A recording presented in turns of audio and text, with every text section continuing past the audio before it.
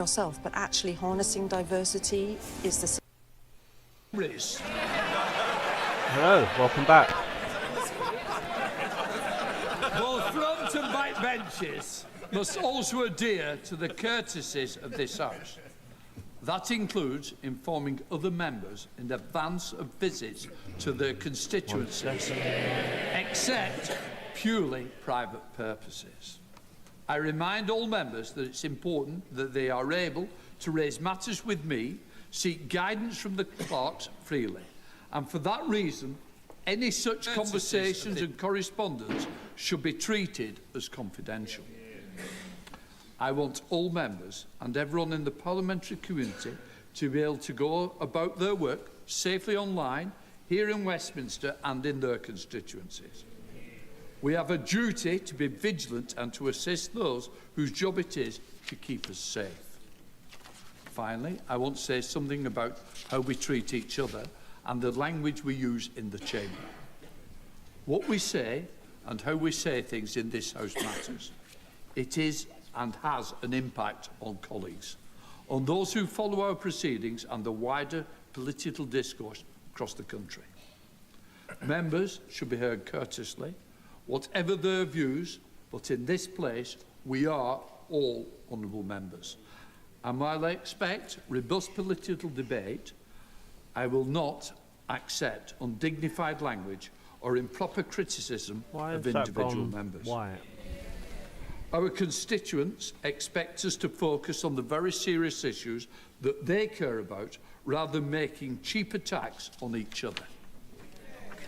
If a member falls short of the standards expected of us all, there are ways of dealing with that, but not by accusations made as sideswipes during questions or debates. If we fail to treat each other with respect in debate, that diminishes our work and risks raising the temperature of discussions outside this place, particularly on social media, which already too often descend into abuse against members and others. I expect members from all sides to treat each other with respect. Before moving to the first business of the new session, I'd like to express my very best wishes to all honourable members and to all those who work for the House and work for members, for the continuing support they provide to us. I've got to say, they are the unsung heroes. So thank you all for working with members and working in this House. I now call upon the Clerk of the House. Outlawry's Bill. The echo's very good. I have to acquaint the House that this House has this day attended His Majesty in the House of Peers, and that His Majesty was pleased to make the most gracious speech from the throne to both Houses of Parliament, of which I have, for greater accuracy, obtained a copy. I shall direct that the terms of the speech be printed in the votes. Okay. To create economic growth. Tuesday, the 19th of May, energy security. Wednesday, the 20th of May, defence readiness. I now have the privilege to call Naz Shah to move, and then I will call Chris Vince to second the address. Naz Shah. I beg to move that a humble address be presented to His Majesty as follows. Most gracious Sovereign, we, Your Majesty's most dutiful and loyal subjects of the Commons of the United Kingdom of Great Britain and Northern Ireland, in Parliament assembled, beg leave to offer our humble thanks to Your Majesty for the gracious speech which Your Majesty has addressed to both Houses of Parliament. It would be remiss of me not to say a few words about the outstanding state visit by His Majesty to the United States. We saw eloquent oratory, remarkable wit and genuine statesmanship from His Majesty, presenting President Trump with the original brass bell, inscribed with his name before he was even born, from the Second World War submarine HMS Trump, suggesting that if they needed to give us a ring, was a masterstroke in diplomacy. His Majesty returned, very humbly of course, having secured the lifting of trade barriers on Scotch whisky. Given the performance, I was rather worried His Majesty might come back with the 13 colonies as well.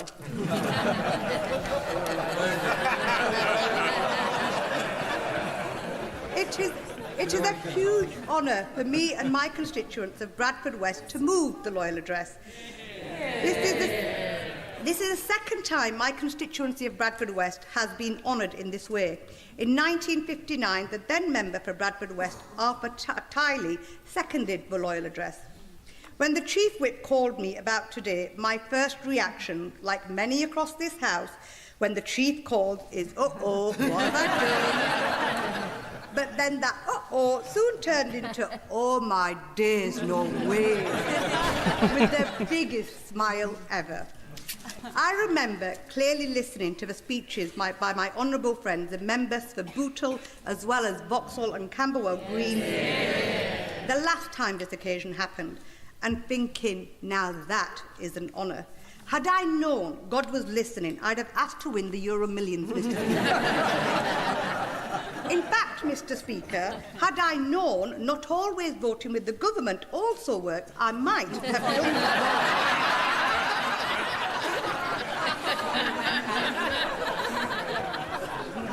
I am indeed humbled and honoured, primarily for being trusted by the people of Bradford West for placing their faith in me and sending me to this place.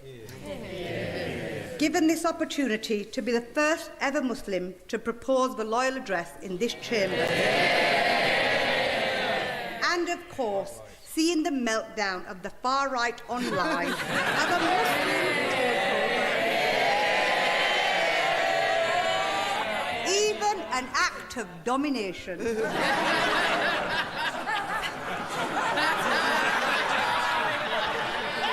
in light of this, I must assure them this is not a takeover. I must state it is, as per convention, a joke. But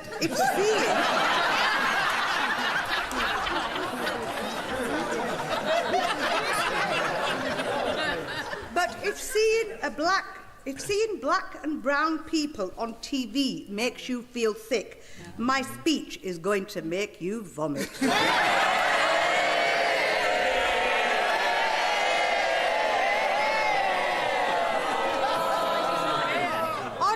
Serious note, Mr. Speaker, over the last few months I have had the opportunity to tell my own story, a story of my life and the challenges I faced growing up. I often pinch myself whilst in this chamber questioning, how could a girl who lived the life I lived be given such an honour to represent her city in the mother of all parliaments? Mr. Speaker, it is because, despite the challenges we may face as a nation and the differences in approaches we present across this House, I know without a doubt that as someone who comes from the ethnic, religious and socio-economic background that I came from, whose entire life crashed before her, I would never have been given such an honour in any other country than this one. Yeah. My own country, our country. For me, there is no nation greater than ours. We are the greatest nation on earth, and I am a true patriot. Raised in abject poverty, living in a single room because we couldn't afford to heat the whole house, and suffering tuberculosis as a result, I understand firsthand what this means. Therefore, I welcome the continued commitment from the government to prioritise addressing the cost of living crisis. Yeah. In doing so, we cannot ignore the instability across the world around us. The plight of the Palestinians, the war in Ukraine, the instability in the Strait of Hormuz, and the growing global threats for which we must also be ready for.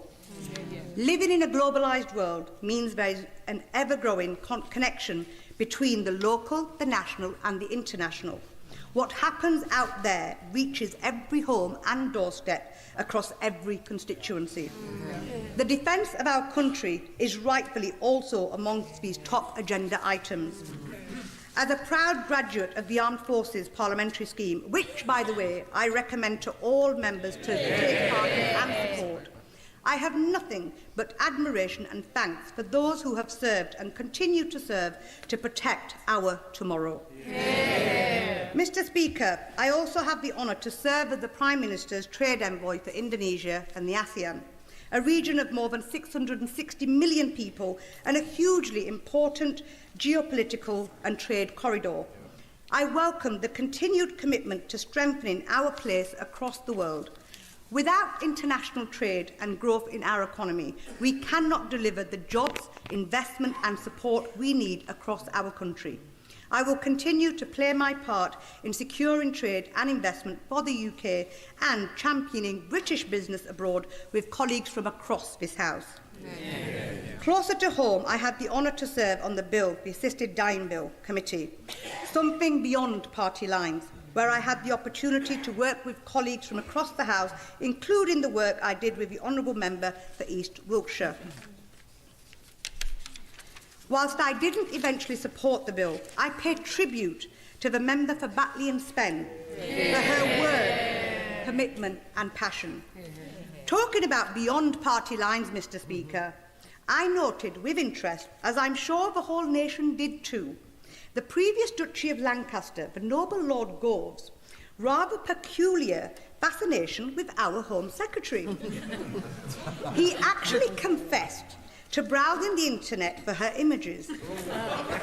Thankfully, Mr. Speaker, knowing our Home Secretary, as I do, I'm confident that this is not the kind of cross-party mischief she would reciprocate. I hope not. But I do have a guilty pleasure of my own. And no, it's not a Tory.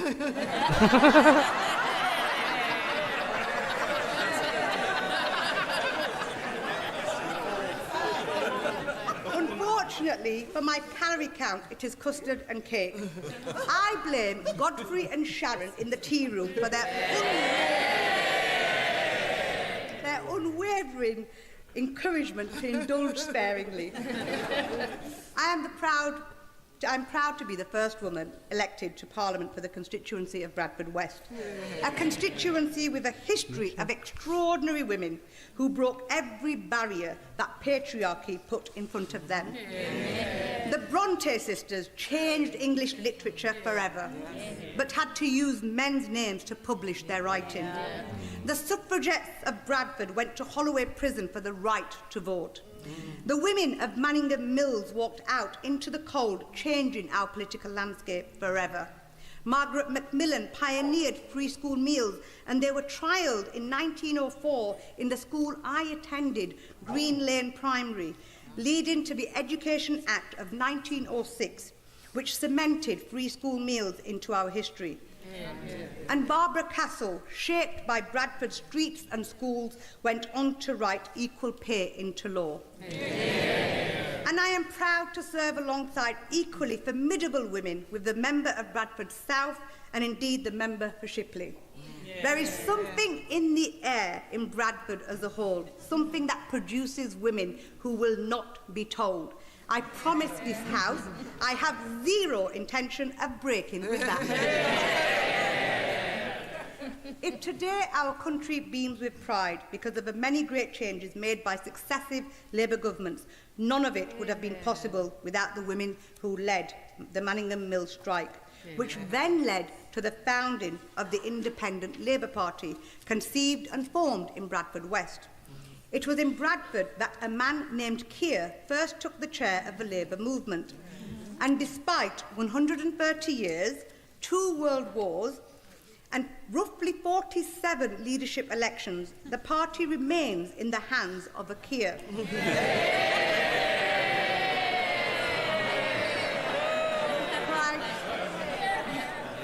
Prime Minister, nobody can say that you don't know how to fight on. I could not make this speech without recognising David Hockney, a boy from a Bradford terrace who pushed his paintings around the city in a pram. David went on to become the world's most famous living artist. David once said that if you look closely, Bradford is a city with magic. I don't know whether he was looking into the future and literally describing Bradford's magician Dynamo, Zayn Okay, the Malik's speech is going on magical quite a bit music, now. or our leg-spinning World Cup winning magic of our Hang on. very own Adil Rashid. Basically, in case you didn't realise, they're debating the King's speech earlier, and they're going to be doing that for however long. So, but we're going to stream the whole time anyway, so it don't really matter. But yeah, I'll let her get back to her speech. Now one of the largest of the UK literature festivals and the largest of its kind throughout Europe, pairing excellence with access for those who would otherwise be excluded from culture. In 2025, Bradford was proud to be named UK City. Oh, and I worked out how to put the chat right below. Hang on, all right below me. So, yeah, feel free, leave comments German right away. Jewish merchants came to Bradford Be nice. to build the Trolls will be kicked. of what we now call Little Germany, helping to make Bradford a global trading city and the proud home of the oldest synagogue in the north. A synagogue that recently the Muslim community stepped in to save when the roof was about to cave in, illustrating the relationship within the Muslim and Jewish community in Bradford.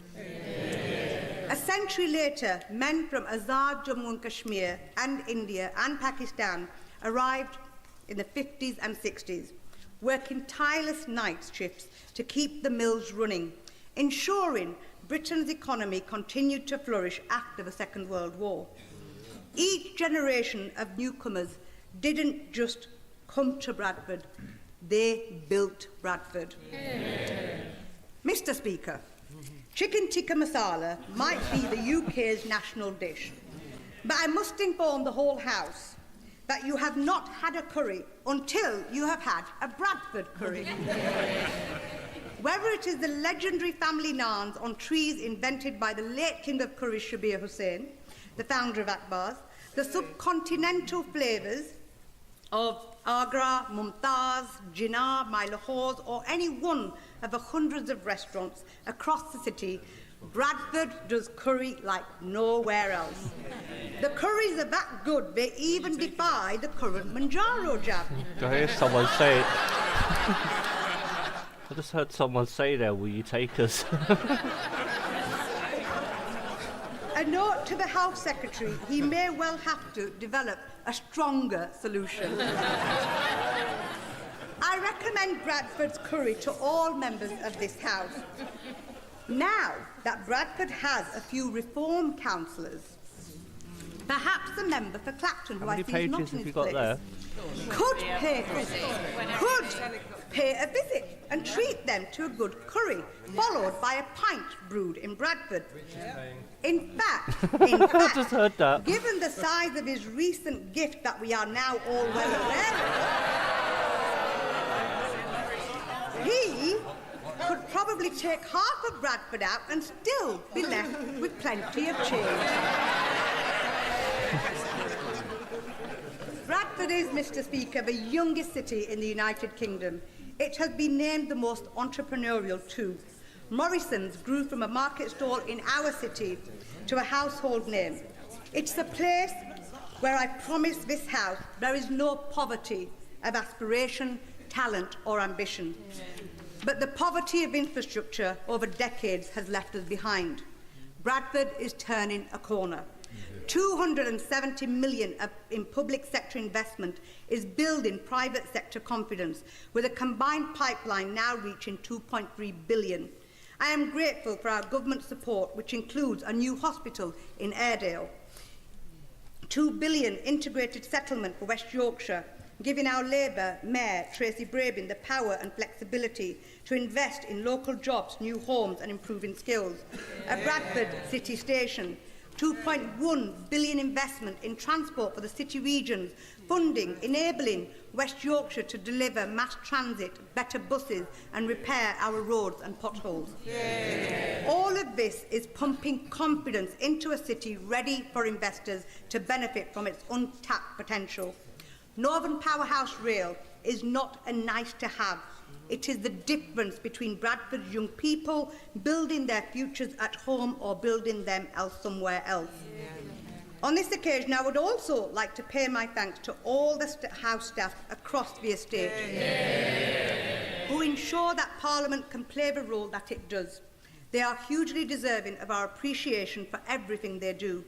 And outside of this place, the security services and our police forces who keep us safe with the ever-increasing risks and threats to our democracy. Given the magnitude of this moment, I would also like to emphasise the huge weight and burden of responsibility on our shoulders. When we speak in this chamber, it carries meaning and impact. It impacts that boy who takes off his kippah, the girl who removes her hijab, fearing for their safety because their race and religion has become a political football. An attack on anyone or anyone's place of worship, be it a synagogue, a mosque, a church, a temple, a gurdwara, or of any kind of religious institution, is an attack on our British way of life. We must strengthen our communities against the rising tide of nationalism and populism. In a world ever more dangerous, an online world ever more toxic, society more than ever needs unity, calmness and leadership to make our country the best it can be. The burden of responsibility falls on all our shoulders, and it has never been greater. Mr. Speaker, it is also convention to part with words of wisdom for those who are slightly newer to this place. With that in mind, I simply say this: nurture the pragmatism of being an elected representative of the people who have put their trust in you and sent you here, but never forget the passion of an activist. Keep that fire burning, because it is indeed that passion that will sustain you and carry you through. I'll leave for what time it is. Because sometimes it gets difficult here. Mr. Speaker, a King's Speech is meant to be a fresh start. Parliament's version of clearing the kitchen table, making room for the work ahead, and gathering the family round, reminding ourselves what the country has sent us here to do. As honourable members may know, I believe in a full table. You make space. Hospitality matters in my home. You listen. You serve people properly. But good hospitality and politics itself is more than who speaks first or indeed the loudest. It's about noticing the quiet ones, those who may be less organised, not as powerful, but nonetheless equally, if not more important, the voiceless whose voices we need to become. Mr. Speaker, for someone like me, who spent her formative years fighting a campaign to release her mother from prison, who did not have a formal education beyond the age of 12, spelling, grammar and parliamentary language and phrases don't come naturally. Forced into a marriage at 15, forced to live with a life with hearing aids, lugging a black bin liner of belongings as a homeless teenager, left all alone as a guardian to a younger brother and sister, without a shoulder of support or stability in life, attempting suicide as I couldn't see a way out from my despair. Yet here I stand. Bravo. With the world's eyes watching the state opening of Parliament on this momentous occasion, given the privilege of this moment. If this was not my story, I would only believe it to be fiction. But the truth is, there can be a light at the end of a tunnel. Because as I believe, and my life personifies for me, after hardship comes ease. I stood in this chamber for the first time and pinched myself. I still do.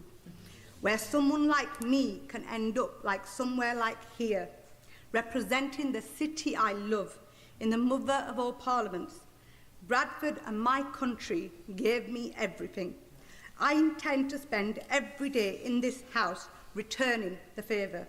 It is an honour of my life to move the loyal address on behalf of the people of Bradford West. I commend the motion to the House.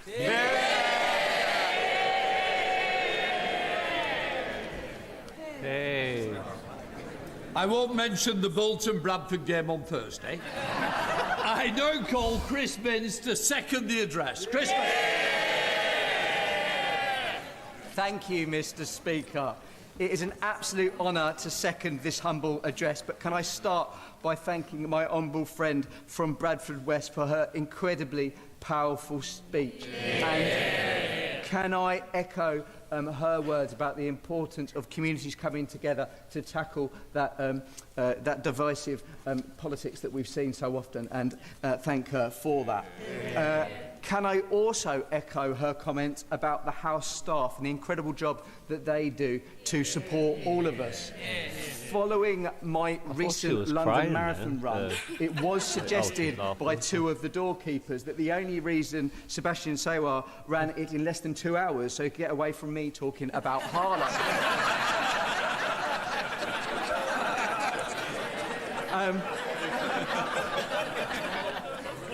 And as a big fan of curries myself, I look forward to having the opportunity to sample one in Bradford in the future, although I can't speak for all of my fellow Essex MPs. Mr. Speaker. Blatant dig at reform. Mr. Speaker, this is a unique opportunity. I have checked the records and I'm the first MP for Harlow to have the opportunity to do so. Mind you, Harlow has only been a constituency since the 1970s, and I'm not going to count the previous MP, Winston Churchill, who represented what is now Harlow when it came under Epping. Mr. Speaker, it may be... Are they actually going to debate the King's speech, or is this something different? A lot can be learned by looking at Harlow's past and looking at Harlow's future. Mr. Speaker, I came about seconding the humble address, much like my honourable friend, when I received a phone call from the Chief Whip on the train home. And like my honourable friend and other members, I'm sure, across the House, the first thing I thought was, what have I done wrong? What are you doing? I thought perhaps, like some members across the House, he'd misheard me when I said horned during a speech in this place. And I didn't much fancy explaining to him that I said horned, and not any other word that sounds like horned, on a train that was full of my constituents. Thankfully, that was not the case. The Chief Whip told me there were certain traditions around the King's speech, that the speech should be humorous and was an opportunity to mention the member's constituency as often as possible. This did sound like a good gig to me, to be fair. Now, I can't necessarily promise humour, although I'll give it a good go. But I can certainly promise that I will mention Harlow as often as possible. And for those listening at home, you may wish to count the number of times I do so. I believe the current count is 7. 8. Is it 8? 8. Corrected. What did I do for a living? Harlow, Mr. Speaker, is never a dull place to represent. And members across the House will know Harlow once again bucked the national trend when it came to last week's local election results. We are getting quite good at that, even if it might not have been quite the way I would have liked. However, what it does show is the ambition for the people of Harlow to see their town improve and grow, something that can only happen with this government's continued investment. Hint, hint. The Chief Whip also told me that it was tradition to have an established MP propose the King's speech and for a bright young thing to second it. I have to say, Mr. Speaker, I'm not particularly bright. I'm not particularly young. But I'm definitely a thing. I wish you would particularly hurry up. I can absolutely claim 1/3 of that description. He's having a laugh. I actually think the Chief Whip asked me to give this speech because he was aware that on the last day of term, I failed to achieve my 400th contribution to Hansard. So look, I want to thank everybody for being here so I can now do so. And I look forward in this parliamentary term making a further 400 contributions with multiple references about Harlow, my mother's sterling career in HMRC, and the fact I may have previously been a maths teacher. There is more, though. I think we would all recognise, as His Majesty does, this King's speech comes at an increasingly dangerous and volatile time, which, like honourable friends and honourable members, I've spent a great deal of time thinking about. It's during this turmoil that I've taken the time to reflect on what it means to be British, those British values. What our country is about. What is the real Britain? We say Britishness more and more, but it can mean any number of things to any number of people. When I think about what it means to be British, I think about my recent experience running the London Marathon. And, just to be clear, I am not referring to when the Honourable Member for Basildon and Billericay with his Union flag shorts on overtook me on mile 17 just as I hit the metaphorical wall. I have looked it up, he's 2 years younger than me, so I've got an excuse. During the marathon run, Mr. Speaker, or perhaps in my case I should say marathon limp along the streets of London, I saw neither hate nor division. I saw unity. I saw people coming together to cheer on perfect strangers in their shared endeavour. I saw Gordon Ramsay randomly heckle me to carry on. And, Mr. Speaker, I even got supported by a Man United supporter. I saw everyone, Mr. Speaker, man or woman, black or white, gay or straight, all laying the 26.2 mile course. And by the way, that 0.2 miles at the end is only made possible by those supporters. Yeah. Mr. Speaker, that is the Britain I know. That is the Britain that I love. Yeah. And that sense of supporting one another, of coming together as a community in hardship and celebration, is alive and well in Harlow.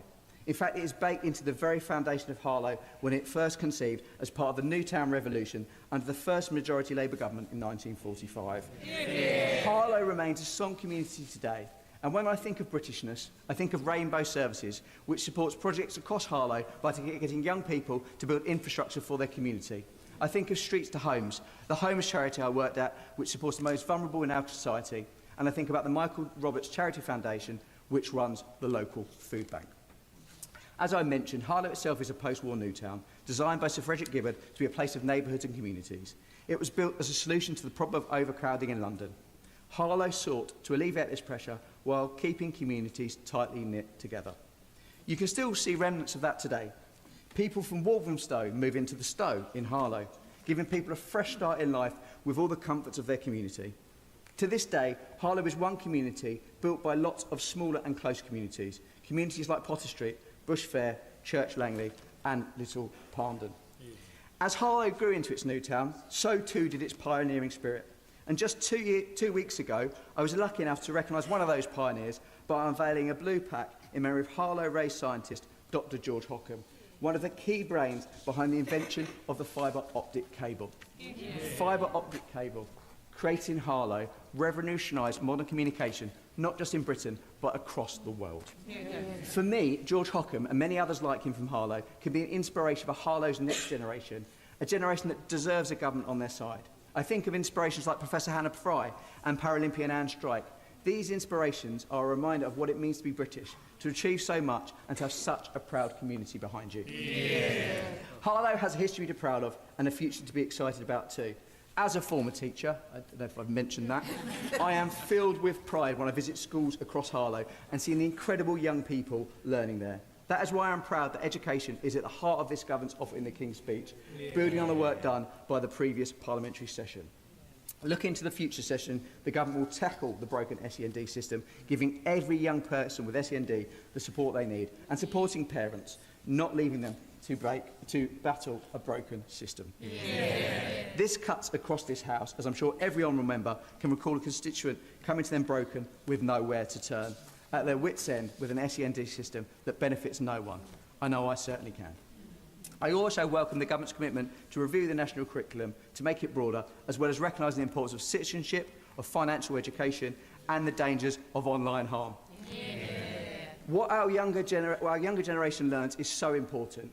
If I could achieve one thing when I look back on my time serving Harlow, I want to achieve for the young people in Harlow the aspiration they deserve. Every young person now, sitting in a classroom in Harlow, primary or secondary, should have the opportunity to aspire to achieve whatever they want to do. Yeah. That is what I want for Harlow. Yeah. Some might say that I'm standing here giving this maiden speech means anyone can achieve anything if they are resilient enough. Because let me tell you, I can roll with the punches, and believe me, in my journey to these green benches, it hasn't been without being knocked down along the way. Yeah. What I say now directly to you, the young people of Harlow, is do not give up on your dreams. Do not let someone tell you you can't do it. I say to you, if you really want something and you are willing to work hard for it, you can achieve it. I'm proof of that. And I know this government, in this government, you have a Prime Minister dedicated to give that opportunity to others, because he is even more proof of it than I am. I would be remiss, Mr. Speaker, if I didn't take an opportunity to mention a personal focus of mine in this place, and that is supporting young carers and young adult carers. And I take this opportunity to once again call on the government to ensure support for these particularly incredible young people is a golden thread which runs through everything that they do. But of course, Mr. Speaker, Harlow is about more than just its young people, and my community has not been immune to the pressures from the cost of living crisis.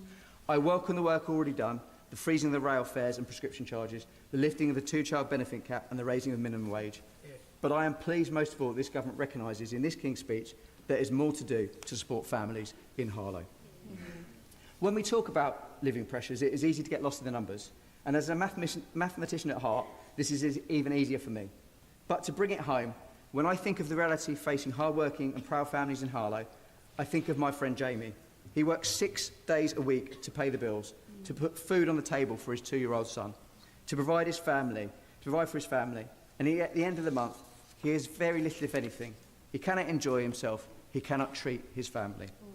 So this parliamentary session, Mr. Speaker, must be defined by being the one where we see living standards improve for everyone in our society and not just the privileged few. That is what will be in the mind's eye when I cast my votes in this place. I am sure my honourable friend from Oldham is waiting anxiously for me to point out that as I stand here in this place, as I'm not just standing here as just a Labour MP, I am a Labour and Cooperative MP. I am proud of the Cooperative Party and the work it's been doing alongside the government to empower local communities, like mine in Harlow, through community ownership. I hope this next session will bring even more cooperative opportunities for people in Harlow. Though, of course, like many honourable members in this place, my constituency name does not encompass the full nature of my area. Harlow constituency does not end at the town boundary. I represent incredible villages too, with some incredible histories. I represent Roydon, a village that first appeared in the Domesday Book. Bordering Roydon are Lower Nasing and Dobbs Weir, which are home to the Lee Valley growers, some of the biggest vegetable producers in the country. I represent Shearing, which, with one of its most notable residents being Rod Stewart. And for the first time, Harlow includes Hatfield Heath and Hatfield Broadoak. I know the Leader of the Opposition will vaguely remember these places. Incredible communities with a strong sense of what it means to look after your neighbour. I've got a neighbour's reference in for the Media and Cultural Sport Secretary. There you go. Ironically, one of my predecessors, Bill Rammell, actually moved out of Harlow to one of these villages, though Harlow was not keen on this, so he expanded its boundaries to include him back in the constituency, and we welcome him. Part of the fun, Mr. Speaker, of representing such a diverse community with its healthy share of rural and urban is the mix I get to experience as their MP. I can visit local businesses in the morning, talk to a group of students in the afternoon, then round out the day with a community event. I've attended my fair share of community events, Mr. Speaker, although I'm not convinced it was a great idea to run the Matching Village 10K a week after the London Marathon. Didn't see the member for Billericay and Basildon there just saying. He'd already finished, yeah. On the point of running, Mr. Speaker, when I took part in the London Marathon, I received a card from my parliamentary team wishing me luck, with one member of my team commenting, "You've run enough elections, so a marathon should be easy." Which brings me, you'll be pleased to know, to my conclusion, and to a line that I want to end with, from one of my former teachers. Did I mention I was a teacher? Mr. Feely used to teach me science, although I'm never really sure we did learn a lot of science in his lessons, to be fair. However, I think, Mr. Speaker, this line, I think, perfectly sums up this government, and that is, we should always remember, it's a marathon and not a sprint. And I would respectfully remind members of that. Thank you, Mr. Speaker.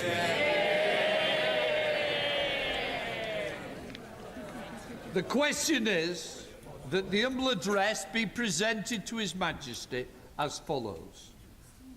Most gracious Sovereign, we, Your Majesty's most dutiful and loyal subjects, the Commons of the United Kingdom of Great Britain and Northern Ireland, in Parliament assembled, beg leave to offer our humble thanks to Your Majesty for the gracious speech which Your Majesty has addressed to both Houses of Parliament. I now call the Leader of the Opposition, Right Honourable Kemi Ben. Yeah. Thank you, Mr. Speaker. This King's Speech is taking place against the most extraordinary backdrop. We knew the carriages were booked, the horses were ready, the King was coming, but would we have a Prime Minister? So, Mr. Speaker, it is such an honour to be the leader of the opposition who gets to respond today. May I start by congratulating the proposer and seconder of the Loyal Address on their excellent speeches. And can I also congratulate the whips for finding 2 backbenchers prepared to support the Prime Minister at this time. The honourable member for Bradford West gave a moving and funny speech. I especially appreciated her comments about black and brown faces on TV, or as my children say, oh look, it's mummy again. She only touched lightly on the fact that she is someone who has faced one of the most challenging childhoods imaginable, and yet through the strength of her character has made it to this place. She's made of tough stuff, and that is something we need more of in this House.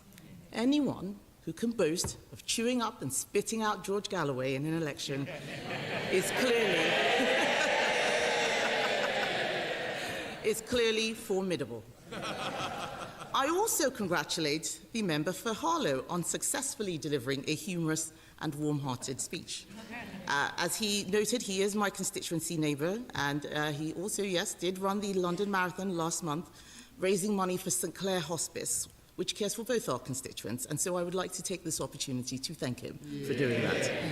So I've become a big fan of his after listening to his speech, especially after he was so generous in his comments about the Harlow Conservatives' successful election campaign and my councillor's outstanding work regenerating the town centre. And I would say to him, if things on that side of the House are getting a bit much, he would be very welcome to cross the floor and help Conservatives carry on that work. Mr. Speaker, I think we can say that the proposer and seconder of the Loyal Address have upheld the best traditions of the House. I would, of course, like to pay tribute to His Majesty the King. His Majesty has served through a period of great personal difficulty, and throughout he has exemplified the virtues of grace, dignity, humour, modesty, and resolve in the face of adversity. Virtues which were on full display during his hugely successful state visit to the United States.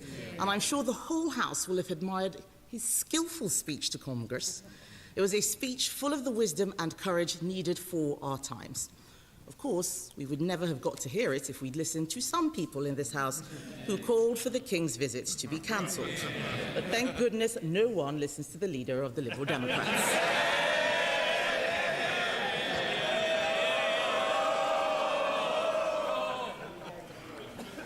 As for the Prime Minister, when he was young, he called for the end of the monarchy. So I'm glad that the right honourable and learned gentleman has seen the error of his ways, because previous King Charleses took a much dimmer view of that kind of thing. I'm only sorry that this newfound appreciation of the monarchy and our country's traditions have come too late, because this is the first parliamentary session ever without the hereditary peers. And their departure will be keenly felt, and our Parliament will be poorer for it. Especially, Mr. Speaker, when you consider some of the people that Labour have been replacing them with. People who've already had the whip removed before they've even taken their seats. Mr. Speaker, I know the convention is for this to be a light-hearted debate, but as I've already said, this is a highly unusual moment. The Prime Minister is in office, but not in power.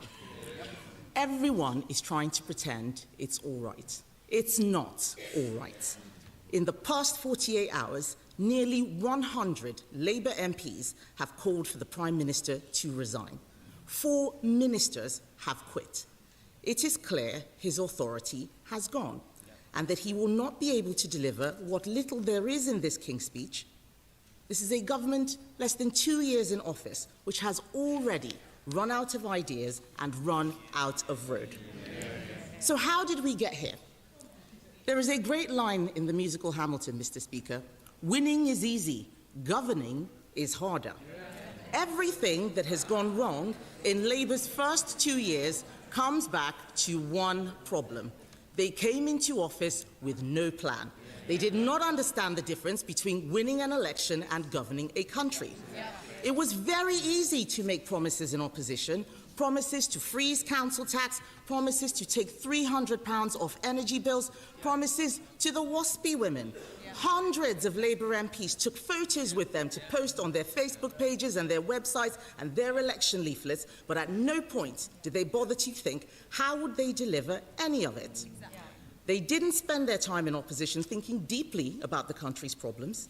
They assumed that governing in the 2020s would be like governing in the 1990s. But it isn't. Britain is facing new structural problems. We have an ageing...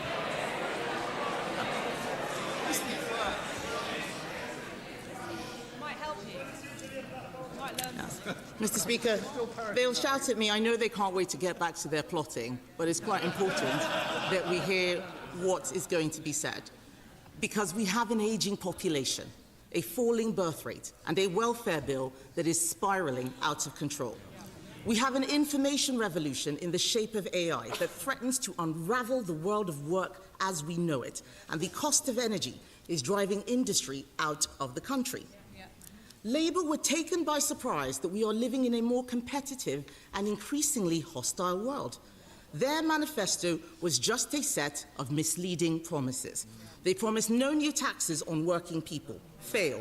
They promised to crack down on illegal immigration. Fail. They promised to tread more lightly on people's lives. Epic fail.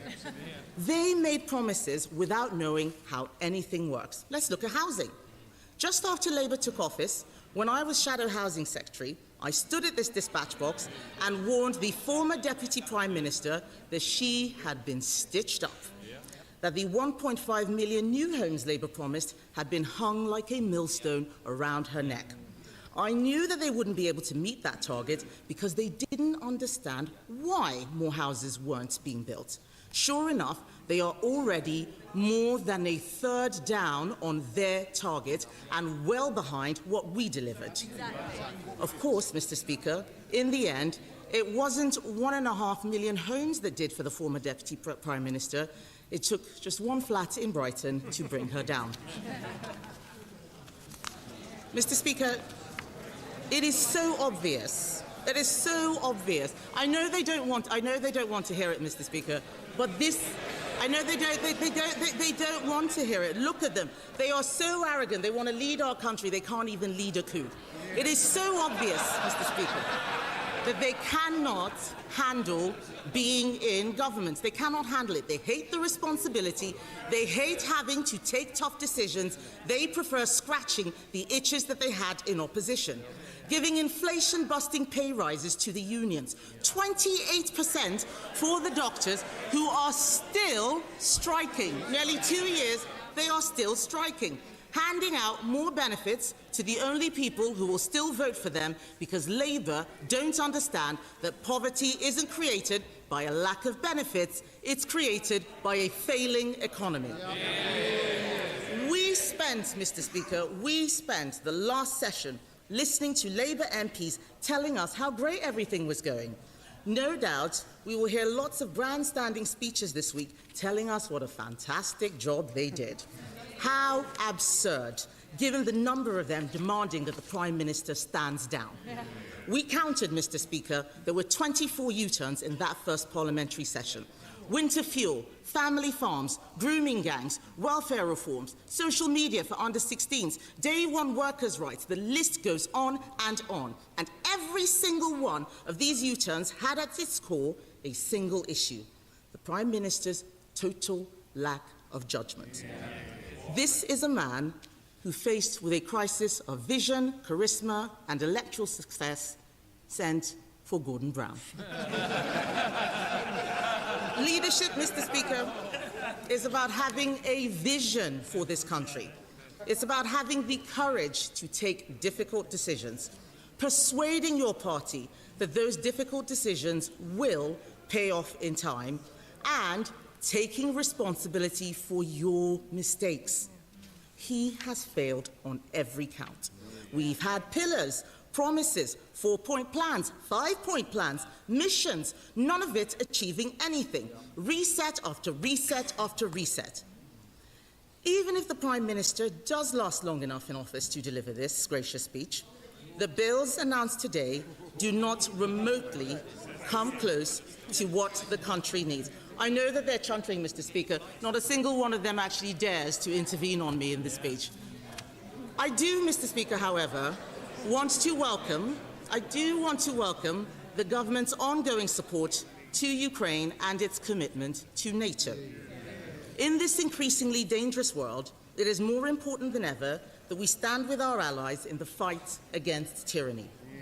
I also commend the government for its commitment to speed up the delivery of infrastructure such as new nuclear. Too many governments have been frustrated in their attempts to deliver nuclear projects quickly, and we will support efforts to make this process simpler, faster and cheaper.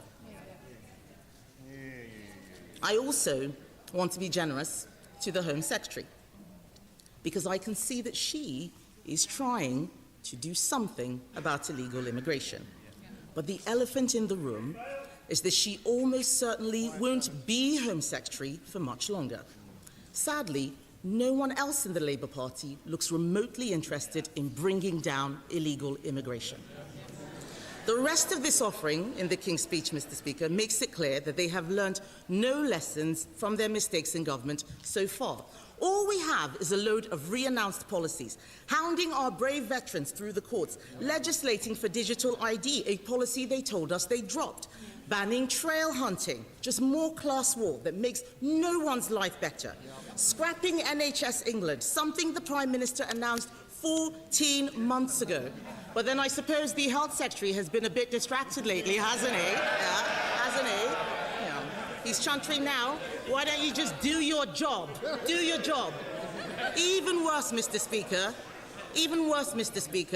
is what isn't in the gracious speech. There's no point in him giving me dirty looks. We all know what he's been up to. We all know. Even worse, Mr. Speaker, is what isn't in the gracious speech. There is no defence readiness bill because apparently it isn't ready. Where are the plans for welfare reform? There are none because Labour MPs blocked them. Where is the plan to make savings? There isn't one because Labour don't know how to make savings. They only know how to spend money, other people's money. Where is the plan to support businesses? There isn't one, because they don't understand that it is business that creates growth, not government. They have no answers to what really matters, the problems that must be solved to get Britain working again. Now, Mr. Speaker, I will say that I do feel very sorry for Labour backbenchers. I do. They arrived here, not that it's true, I do feel sorry for Labour backbenchers, I do. They arrived here not that long ago with such high hopes. Some of them, in fact, were so talented, they were made ministers before ever speaking a word in Parliament. So talented. Although one of them has just resigned. I mustn't forget that. One of them has just resigned. We have watched, Mr. Speaker, their growing horror, day after day, week after week, as this hope descended into total chaos. The dread as they are sent out, yet again, to defend the indefensible. The injustice at feeling like pariahs in their own constituencies. Banned from pubs, banned from hairdressers, which is presumably why all the women on the front bench have the same hairstyle. The realization, Mr. Speaker, that their legacy is just going to be... Now, I wasn't... they can complain as much as they like. I wasn't expecting this to be comfortable for them. They're the ones who are trying to unseat their Prime Minister. They should face that. The realization, Mr. Speaker, that their legacy is just going to be breakfast clubs and Peter Mandelson. Labour MPs have been treated as disposable by their leadership. Sacked for backing the two-child benefit cap, sacked for opposing welfare changes, sacked for supporting farmers. The Prime Minister then U-turned on all of them. It must be tough when you take a principled stand and have the whip removed only for the government to confirm 6 months later that they agreed with you all along. It is no wonder, Mr. Speaker, that nearly 100 Labour MPs have now called for the Prime Minister to go. I know that there's another 100 who claim to be supporting him, although some of them didn't even know that their names were on that list. When you can only get a quarter of your MPs to publicly back you, the game is up. And so the starting gun for the Labour leadership contest has been fired. So let's have a look at the runners and riders. We have the former Deputy Prime Minister, Mr. Speaker, former Deputy Prime Minister, who has given up vaping. She's not here. She's given up vaping, but still hasn't paid her taxes. Mute was on. We have the Health Secretary, who accidentally sent his takeover plans to Number 10, almost as incompetent as leaving them on the photocopier.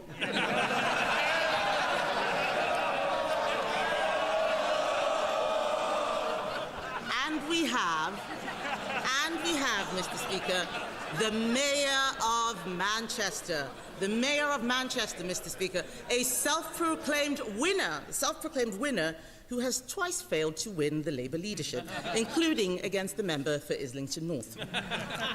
As one Labour MP said about all the candidates in this race, and I quote, "We have to face up to the fact every single one of them is," I apologise, Mr. Speaker, F*** useless. I do feel sorry for the poor Labour MPs who will now be subjected to months of peacocking by leadership candidates while the country is not being governed. I have some advice for whichever of them eventually takes over. Getting to Number 10 is not an award for being in a game show. This is not Strictly Come Dancing, and despite appearances, it's not Traitors either. If you are a housing secretary who can't work out her housing taxes, if you're a health secretary who can only cut waiting lists by deleting names from the waiting list, if you are Gordon Brown's former chief secretary to the Treasury and you think the bond markets are a hoax, I can assure you that being Prime Minister is going to be a lot tougher. Too many have failed because they thought winning an election or a leadership contest was the success. It is not.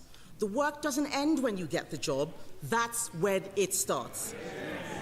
It is absolutely preposterous that the government is here laying out a programme as its ministers are resigning and a large proportion of the party is saying that the Prime Minister needs to go. The whole thing is totally illogical. Either Labour MPs agree with this agenda, in which case, why are they trying to get rid of the Prime Minister? Or they don't agree with this agenda, in which case, what on earth are we all doing here? I thought we all were debating the King's speech. It is time to be brutally honest, Mr. All I'm Speaker. hearing is her ripping into Labour. The country is angry with the entire political class. All of us here. They are not happy with how we have been doing politics. It is time to get serious. I will give way. Oh yeah, please. The Right Honourable Lady seeks to lecture us on why it is that everyone is so fed up with the political class, but uses this opportunity not to lay out what the Conservatives would do. Exactly. To spend her time insulting everybody on this Yeah. side. Surely that's not the way to proceed. Oh, I'm not done yet. Wow. There is plenty more coming. She's so full of herself, you know There is that. plenty more coming. And the Honourable Lady says she's getting a lecture. She is getting a lecture. We're all getting a lecture because we are legislators of the United Kingdom. We were sent here to fix difficult things, not focus on our personal hobby horses, ranging from the petty to the puerile. I would say to members opposite, you don't need to be scared of the member for Clacton. I'm not. He is not the cause of Britain's problems. He is a symptom. No. What? They are still, Mr. Speaker, they are still And delusional. he's not They in are the still crowd. delusional, He's Mr. not Speaker. there. I'm not going to, I can see sorry honest to Bob puncture the Jenrick, bubble. and I can see I'm not here Tice, to but I can't pretend see that what is happening is not happening. Frog They face. can all pretend and live in La La Land. I'm going to speak the truth to them. He is is not the cause of Britain's problems. He is a symptom Oh, he's of good. the failure Oh, of the yeah, political he is. class And to he's focus gonna be on even what more. matters. Stupid person. If you fix the problems that people care about, he goes away. But I will give way. I will give way. I'm very glad that she's giving way, and she's saying that the honourable member for Clacton is a symptom of the problems. But would she agree that what she and he both have in common is that she very loosely agreed that we should race into war with America in Iran? And then, Exactly. And then just a week later, Yeah. she thought, maybe that's not such a Yeah. good idea. And doesn't that U-turns. prove why she and he are totally unsuitable on this side of the House? Yeah. That was a nice try. It's not going to work. So, you cannot What a solve these bitch. problems, Mr. Speaker. You cannot solve the problems of the country unless you have a plan to fix the civil service, the regulators, the legislative straitjackets, powers transferred from Parliament to the courts. Unless you fix structures of government, everyone will continue to fail. Britain is not ungovernable, and it is not broken. The reason we published an alternative Alright, King's fuck it was Speech, I when say to you the Honourable Lady who were was last asking what in, the and plan if was, we have reform published an getting, alternative yeah, King's Speech, it'll go from is broken to because totally we need to unfixable. take tough decisions to get the country out of the mess we're in.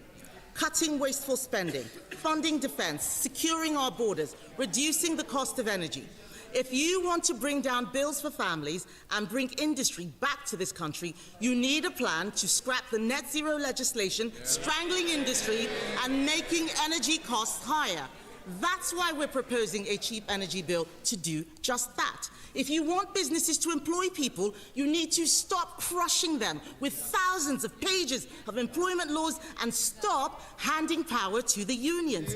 You need to stop hammering businesses with tax rises. That's why we're proposing a Get Britain Working bill that would scrap laws that are no longer fit for purpose and are killing jobs. If you want to get a grip on illegal immigration and remove foreign criminals from the country, you must have a plan to leave the ECHR and repeal the Human Rights Act. No, don't do Efforts that. to get control of our borders have been frustrated See how eager they because are to power strip us has of been our taken rights. out of the hands of ministers. We need to bring that power back so that we don't have murderers staying in our country because the courts stop us from deporting them. Yeah, but you're going to have murderers in the country anyway. It can be done, What? letting the government, not the courts, decide who comes and goes. Oh, she's a little poisoned Prime flower. ministers That's what she are is. going to keep running into problems until they deal with activist lawyers and international agreements that tie the government's hands against the interests of the British public. Oh, Mr. Speaker, they're chanting that it... Mr. Speaker, they're chanting that it's... Does someone want to stand up and tell us who they're supporting? Is it the plotters or the PM? Is it? Because I know that's what they really want to get to. They're not interested in hearing what a plan for the country should be because they're too focused on Labour Party problems. Mr. Speaker, we will keep running into these problems until they deal with activist lawyers and international agreements that tie the government's hands against the interests of the British public. Next, we must reduce welfare spending. It is eating every penny that we generate in income tax and more. We must spend much more on defence. Even former Labour defence secretaries are pleading with the government to do this. That's why we're proposing a sovereign defence fund which will overhaul Britain's defence industrial base. That's what the alternative could be. That alternative King's Speech makes difficult choices because that is what leadership is. We have laid out these plans now because we are more than happy for Labour to take them. They might be our political opponents, Mr. Speaker, but we are all citizens of this country. We recognise the enormous challenges facing Britain. We want to see these problems solved, and so do our constituents. Time and again, I have offered the Prime Minister support to pass difficult legislation. Well, you're giving stupid fucking things. Time and again, I have offered the Prime Minister support to pass difficult legislation. Time and again, he has turned it down. It might be too late for him now, but it's not too late for his successor. It is time to get serious. It is time to deliver. That is what the British public expect. That is what the Conservative Party will do. I now call the Prime Minister, Sir Keir Starmer. Well, let's see what he says now. Mr. Speaker, can I say what a pleasure it is to welcome the gracious speech of His Majesty and the radical agenda of this Labour government that will tear down the status quo that has failed working people and build a stronger, fairer Britain. Mr. Speaker, in light of the abhorrent attacks in Golders Green 2 weeks ago, let me start by briefly addressing that directly. It was the latest in a series of appalling anti-Semitic attacks, a normalisation of hatred that leads terrorists with warped Islamist ideologies to attack people they've never even met, simply because they are Jewish. A hatred that leads some to march calling for the murder of British Jews, and not to think there might be something wrong about that. Mr. Speaker, I've fought this hatred in my own political party. And I've sat with others as they describe what it means for them. The fear, the sense that maybe they shouldn't wear something or do something that might reveal their Jewish identity, just in case. Mr. Speaker, it is time for the silent majority in this country to speak up, to stand with British Jews and defeat this hatred once and for all. Just as we will take on any form of hatred, from left or right, that seeks to divide us. Mr. Speaker, in the words of the gracious speech, we will defend the British values of decency, tolerance and respect for difference under our common flag. Mr. Speaker, that is also why, when far-right agitators try to come here this Saturday to spread their poison of hatred, this Labour government will block them this time and every time. Mr. Speaker, the gracious speech was brilliantly proposed by my honourable friend, the member for Bradford West. Members across the House will have read her remarkable new book. Her list of endorsements is truly impressive, reaching well over 100 members. At last, Mr. Speaker, a list that we can all get behind. And Mr. Speaker, it's not the first time that has shown her ability to bring people together. She united her city and many in this House when she sent George Galloway packing. And, Mr. Speaker, the House will know that she is passionate about the measures this government is taking to lift 500,000 children out of poverty. As we all are on this side of the House, it is the pride of these benches. But the House might not know about her remarkable effort to get Marcus Rashford to champion free school meals and speak to pupils in her constituency. Now, most of us would have attempted this, Mr. Speaker, via the complex world of agents and managers. But my honourable friend had a different idea. She spoke to, as you do, the sister of Cristiano Ronaldo. Now, I can imagine the Ronaldo household is used to fielding some pretty big offers. Multi-million-pound transfers, billions in brand sponsorships, Piers Morgan calling for the 8th time that day. But I cannot imagine the confusion in the Ronaldo family when they heard my honourable friend say, not is Cristiano Ronaldo available, but can you give me the number of Marcus Rashford? I want to invite him to a primary school in Allerton and have some porridge in our free breakfast club. Oh. Mr. Speaker, on a much more serious note, I know the whole House will join me in paying tribute to my honourable friend's extraordinary courage, together with her mother, brother and sister. This story is utterly harrowing. Their strength to survive and the deep-rooted determination to fight for change is an inspiration for all of us and the very best of who we are. My honourable friend brings a lived experience to our politics, an empathy, a compassion a humanity, an understanding of how easy it is to slip from a stable and secure life into one gripped by terrible deprivation. As she writes in her book, behind every word we utter must lie the foundation of real human experience. And in that spirit, I'm sure she will welcome the measures in this King's Speech, which will deliver change grounded in that lived experience, and the tireless campaigners who have fought for justice, from remediation for those living in homes with unsafe cladding, to banning abusive conversion practices, from our mission to halve violence against women and girls, to the Hillsborough Law, which will bring justice for all. As she says so powerfully, equality, fairness and justice must belong to all of us. That is the driving purpose of our party, and her speech was in the finest traditions of this House. Mr. Speaker, His Majesty's speech was also brilliantly seconded by the honourable friend, the member from Harlow. Now, we are all proud to represent our constituencies, but few of us so relentlessly name our constituency as those who represent Harlow. Members from previous parliaments will remember my honourable friend's predecessor, Robert Halfon, who seemed to get Harlow into pretty well all of his contributions. Well, my honourable friend will not be outdone. He has inherited the great Harlow shoehorn, and indeed, he's already recognised across this House as a one-man tourist board. And I have to thank the member for Huntingdon, caught in Hansard, referring to my honourable friend as the trade envoy to Harlow. A rare example of a good idea from the opposition.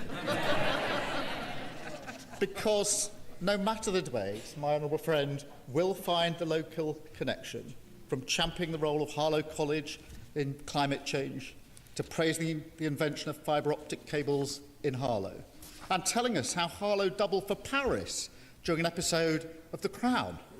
Mr. Speaker, I remember very clearly my honourable friend saying to me that wherever he goes in the world, he is always thinking about Harlow. Mr. Speaker, he's quite right. And can I congratulate him on his amazing fundraising at this year's London Marathon, as has been mentioned. I do understand his disappointment at being overtaken by the right honourable member for Basildon and Billericay. All I can say is there is no shame in losing to someone whose training was so extensive that involved running all the way from northwest Durham to Billericay.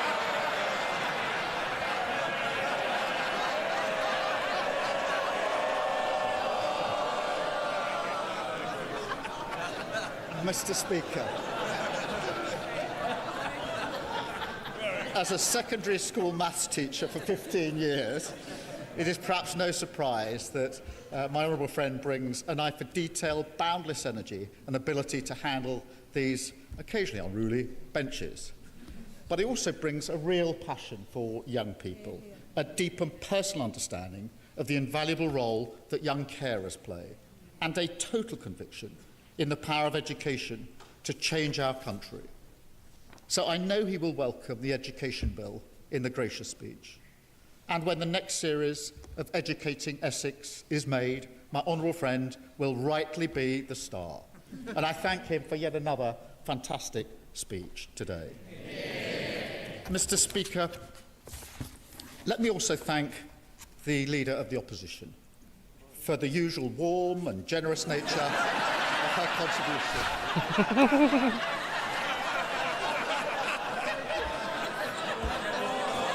Yeah. Kemi Badenoch, she is a breath of fresh air. In difficult days, her input is always a ray of sunshine. That's one way of putting it. I particularly getting tips from her on how to win friends. This is from the party, Mr. Speaker, who previously called us orcs and goons. Mr. Speaker, I am a gooner, and so, as usual, she is less than half right. But we do have one thing in common. Our parties both had tough results in the local elections last week. The difference is, she hasn't noticed. And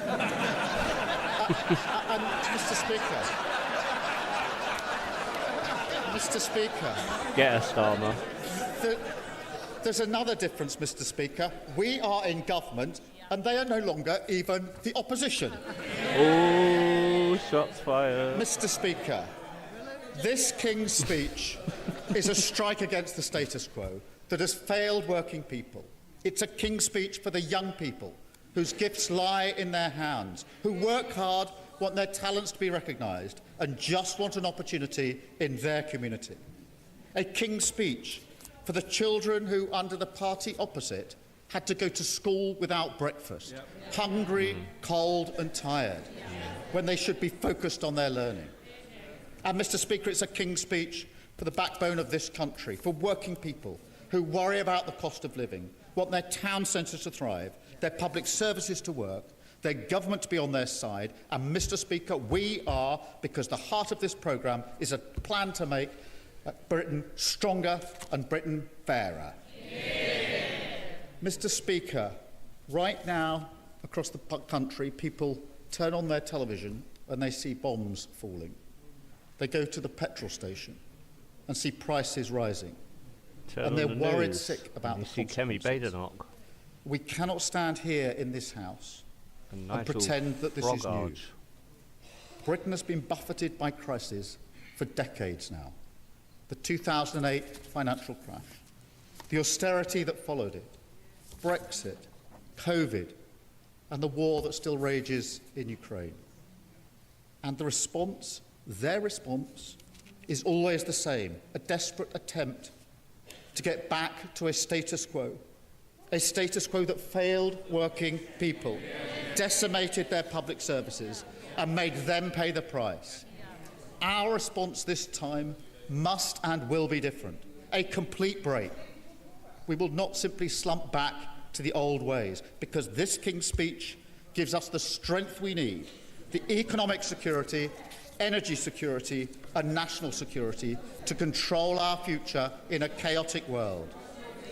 It is an agenda of radical reform across our major public services, an urgent activist Labour government that tilts power back to workers, renters and the less fortunate, gives voice to the working class and to all those that the status quo has repeatedly ignored and dismissed, in favour of a Britain where everyone, whatever their background, can go as far as their talent and effort takes them, where people have a pride in where they live and hope in what lies ahead.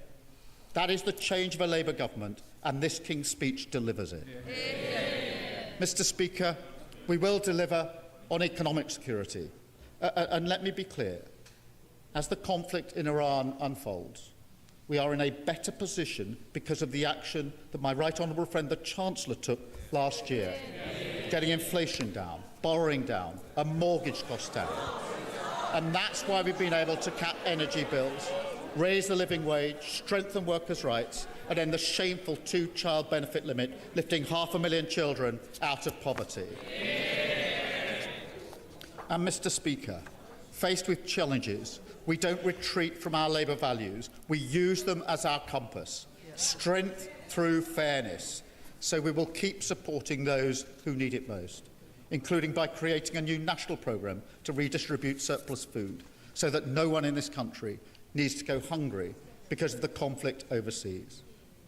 We also need to strengthen our sovereign capabilities, because the days when this country turns its back on our critical industries, they are over. And we've seen that, Mr. Speaker, with British Steel, and we will see it with new legislation to clean up our waterways, a failure in the water industry that has been going on for decades.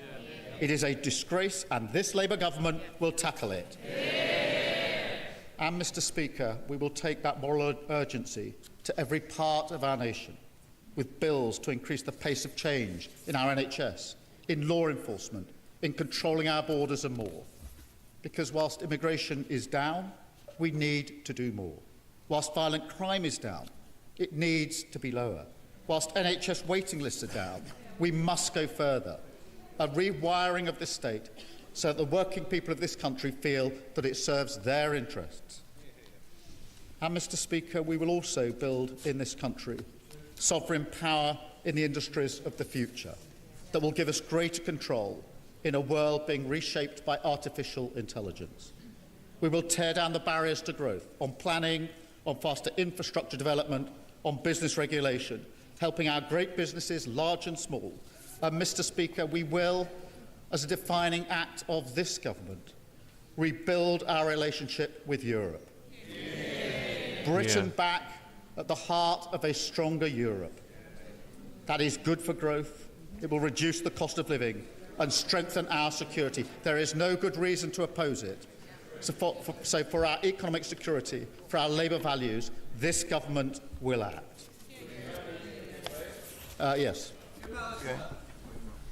Prime Minister, in my part of the United Kingdom, Northern Ireland, we have been subjected now for some years to the humiliation of being governed by laws we don't make and can't change.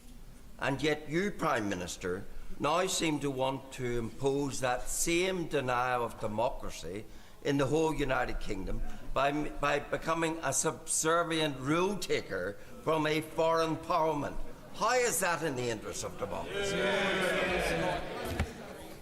Can I just say to him, he's been here long enough to not blame me for the problem. I am not you. Prime Minister.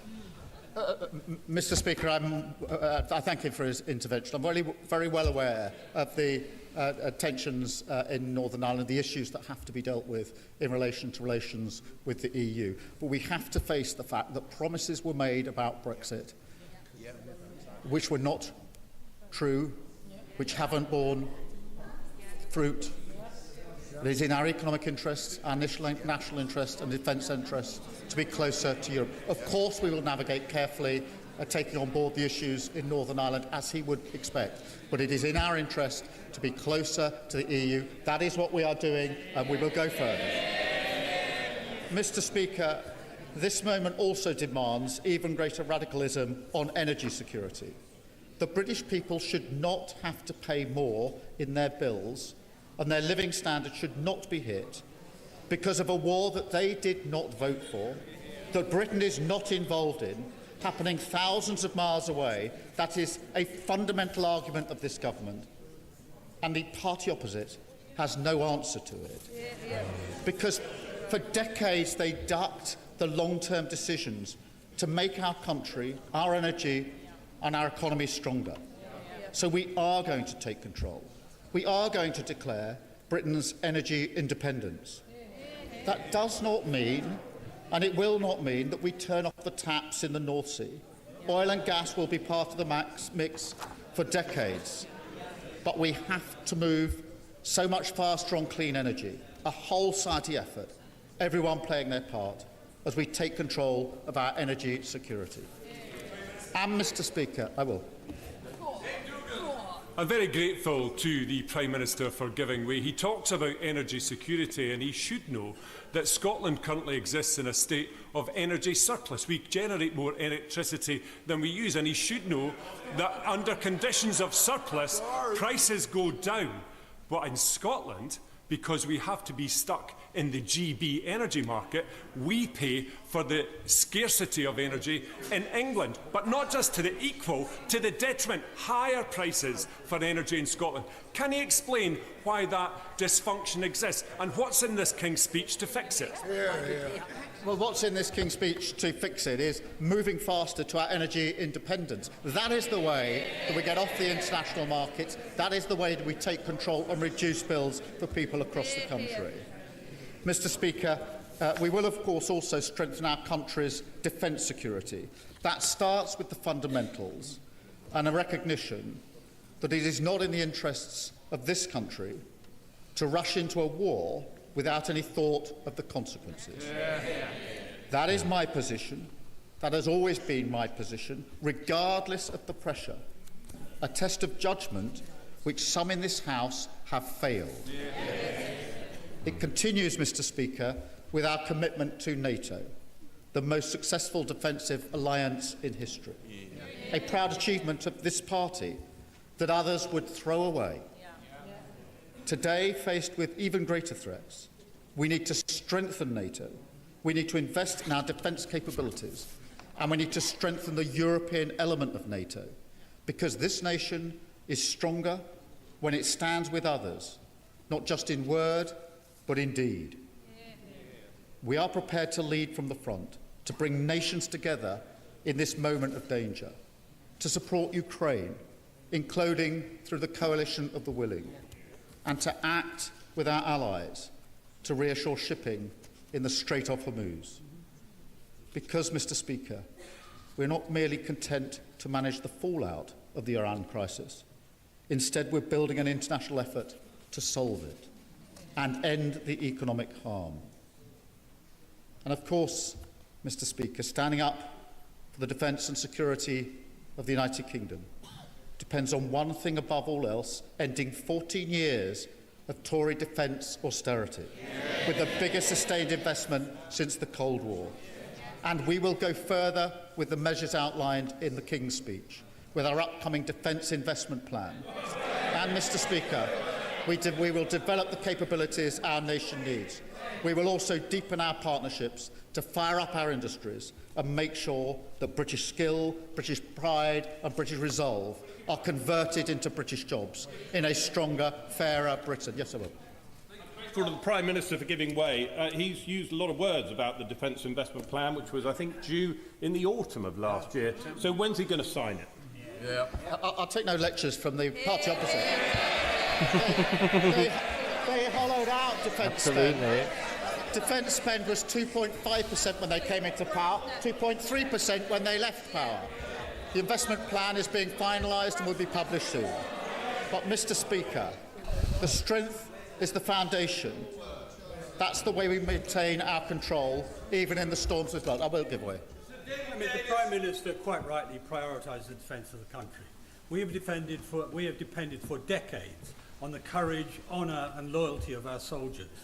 They, of course, some of our best units, are now losing soldiers because this government is undermining them and allowing them to be prosecuted and persecuted for alleged crimes that were not carried out decades ago in the Northern Ireland Bill. Mr. Speaker, he knows very well that the provisions evidence in Northern is Ireland there, and it are proves intended they to did strike it. the right balance Then between what needs to be done and protecting our hard to veterans. We are scrub of course off proud of all crimes those and that that because have they're served and do serve our country. But the legislation that was put forward by the last government was struck down, leaving no protection whatsoever. Because, Mr. Speaker,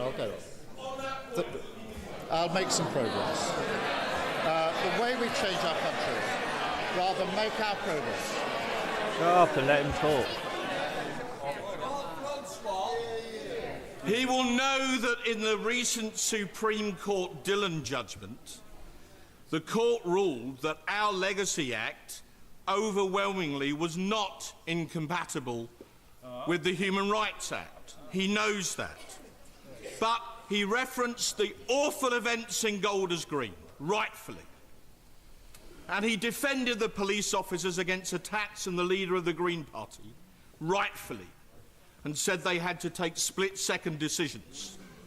So if Northern Ireland veterans had to take split-second decisions to uphold the rule of law in Northern Ireland, what's the difference?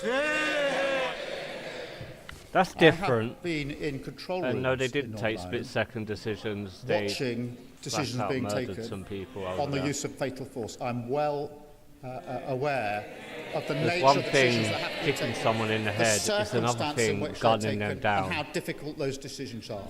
That is not the same as the issues in this bill, and he knows it.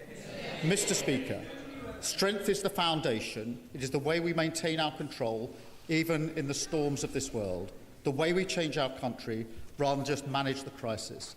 And more than anything, change means a Britain where every child can go as far as their talent or effort allows. It is a beautiful idea, one that I know is shared across the House. But we need, as representatives of this country, to see the country as a whole, to make sure we see every child, including the children who are growing up in poverty, the children who have special educational needs, and the young people who can't get a job, and the people who are ignored, excluded from our highest aspirations because they don't want to go to university. This is a King's Speech to change that, Mr. Speaker, once and for all. Mr. Speaker, my late brother had difficulties learning. And he had to fight every day just to be seen. And there are millions of people like him. People who are ignored by a system.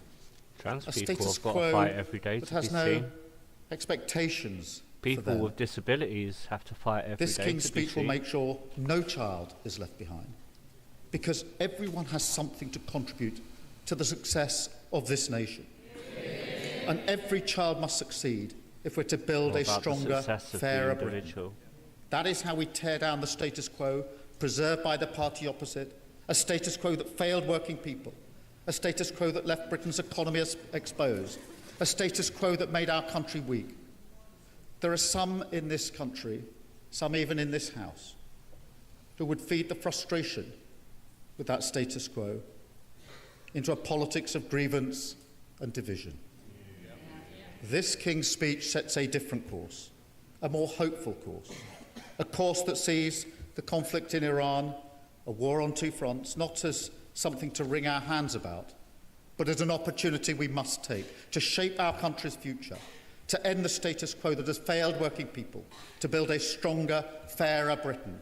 That is what this King's speech delivers, and I commend it to the House. The leader of the Liberal Democrats, Sir Ed Davey. Thank you, Mr. Speaker.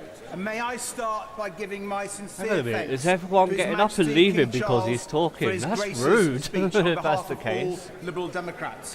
While we still believe President Trump should not have been rewarded for insulting British soldiers and the Royal Navy, His Majesty was superb on that state visit. And can I join others in paying tribute to the honourable members for Bradford West and for Harlow for their accomplished speeches, proposing and seconding the Royal Address. Like myself, the honourable lady worked in a factory. For her it was crisps, for me it was pork pies. If we throw in the honourable member for the Isle of Wight West, who worked in the pork soft pie is drinks lovely. industry, together we are a meal deal. Cornish pasties But even may better. I say, she is the real McCoy. The honourable member for Bradford West has already had an extraordinary Chris life Hunt. and career, talking from first-hand experience about how violence against women and homelessness touches millions of people. And we are in her debt for that and for her bravery and courage. Can I also congratulate the honourable member for Harlow for his speech? I hear he recently ran the London Marathon.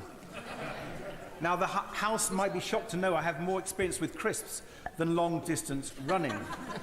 But I would add that it's a great pleasure to work with him on young carers and young adult carers, something we are both passionate about. And can I thank him for his leadership chairing the all-party parliamentary group.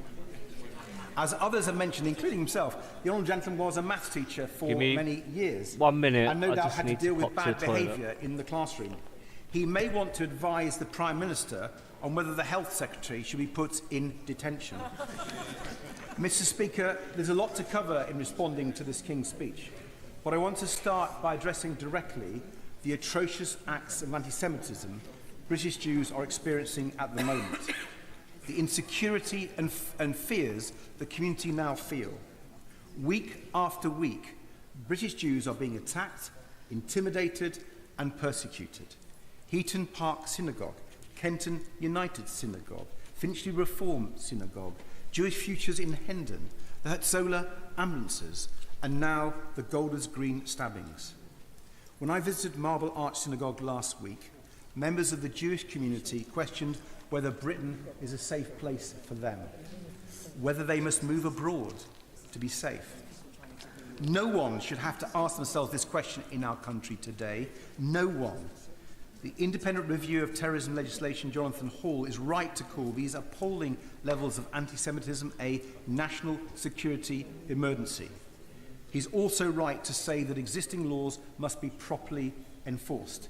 That's why I welcome the government's initiative to bring forward a policing bill and urge it to ensure police and prosecutors receive the right training and support to pursue anti-Semitic crimes much more effectively. And it's why we on these benches have long called for the IRGC to be prescribed as a terrorist organisation to tackle the threat that these Iranian terrorists posed to British Jews. The legislation finally confirmed today, I believe, to prescribe the IRGC must be a top and urgent priority for legislation. Mr. Yes, I have your way. Thank you, Mr. Speaker. What? Can I welcome what the Prime Minister's doing in relation to IRGC, but he will be aware that some 30,000 individuals who protested in the streets of Iran are in jail. Some of those are on death row, about to be executed because of standing up for liberty and freedom. Does he feel that maybe government should, perhaps, and the Prime Minister in particular, should be taking action to try and get those people freed? Because now's the time to act. Thank you.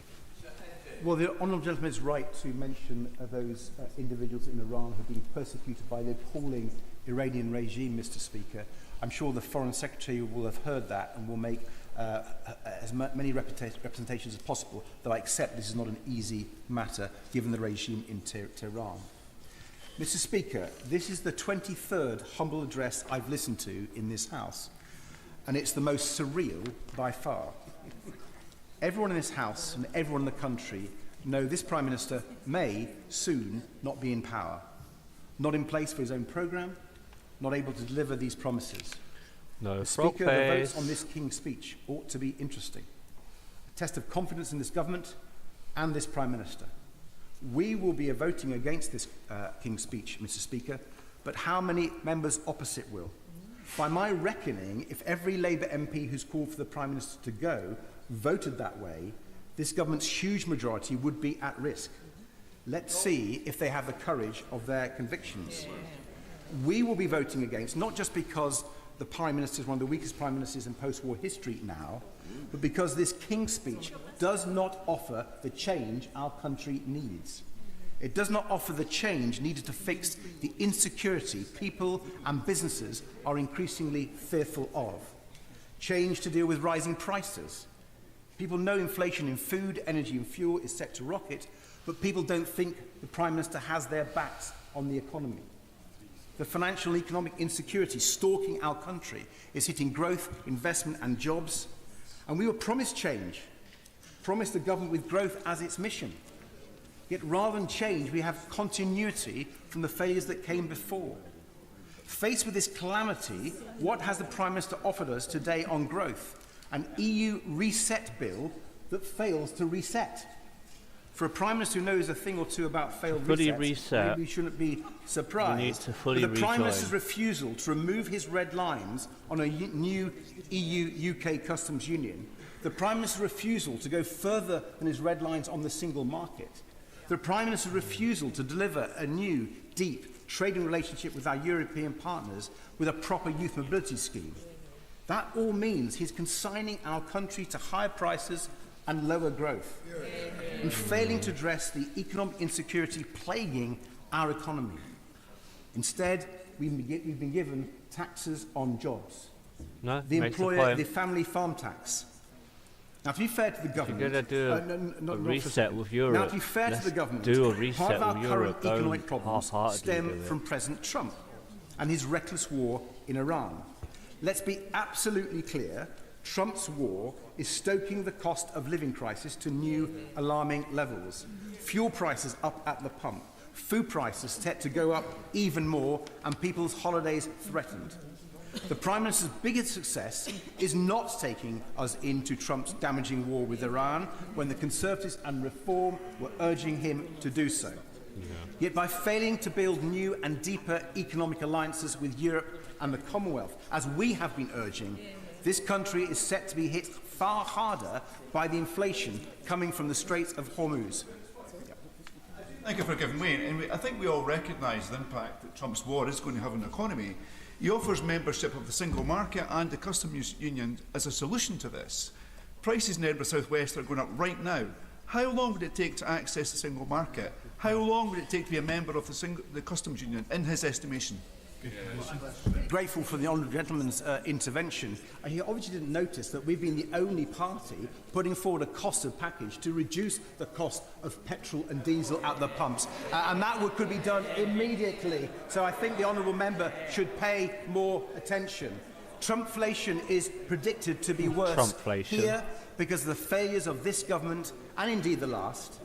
And Mr. Speaker, cozying up to this White House was never going to work, No. and it hasn't. No. And I suspect history will show that the Prime Minister's approach to President Trump was one of his worst mistakes. The sad truth is that President Trump is one of the reasons why so many people in our country do feel insecure, anxious and fearful about the future. From trade tariffs to the weakening of NATO, President Trump has broken all the certainties British people and British businesses used to rely upon. Yet this government has been far too slow to realise this and to respond to this new reality.